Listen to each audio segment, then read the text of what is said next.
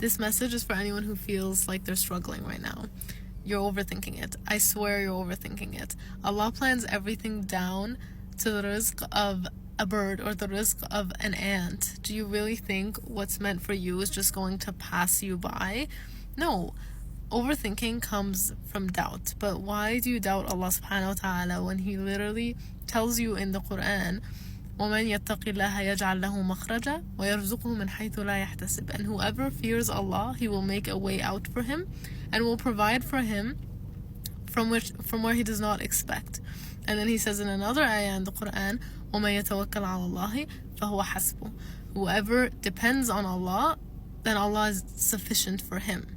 And He tells you in another ayah, وَيَمْكُرُونَ وَيَمْكُرُ اللَّهُ وَاللَّهُ خَيْرُ الْمَاكِرِينَ. And they plan and Allah plans, and Allah is the best of planners. Sometimes we want things really, really badly. We get so impatient when we don't receive things.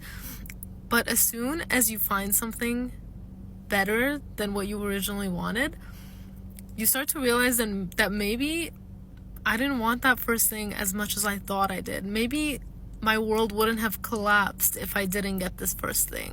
And that is the nature of the heart. The heart is actually so fragile and unstable and susceptible to change. Like, you can wake up one day with a change of heart about that thing that you really, really wanted. You can wake up one day and realize that maybe you don't want this job anymore, or maybe you don't want to get into that school anymore, or maybe you don't want this person anymore. Sometimes there's no reason to it except that it was just Allah's will, and you woke up one day with a change of heart, and your feelings about this thing that you thought you were going to die without just changed 180 degrees.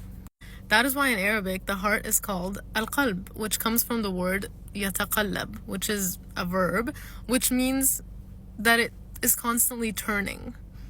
Its state is constantly changing. Sometimes, I'm sure it's happened to all of you, where one day you realize that something you wanted really, really badly, that you don't really want it anymore.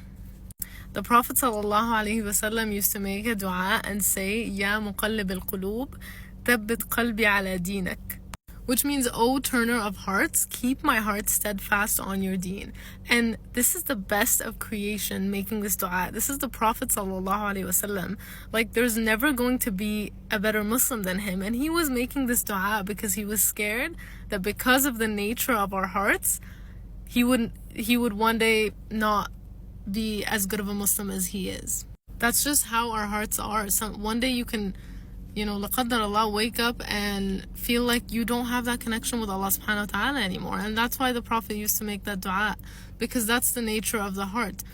Same thing we can think about is that in light of all the things that are happening in Gaza, many people are waking up now and wanting to learn about Islam, because they're like, I've had a change of heart because of what I've seen, because of these people that are still patient in the absolute horrors they're experiencing.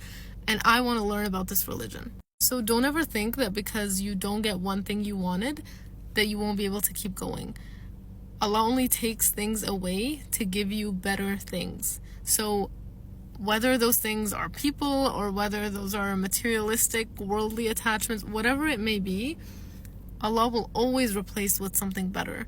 And He can not only replace the things that you want with better things, He can replace what you feel in your heart. He can replace the state of your heart with a completely different state.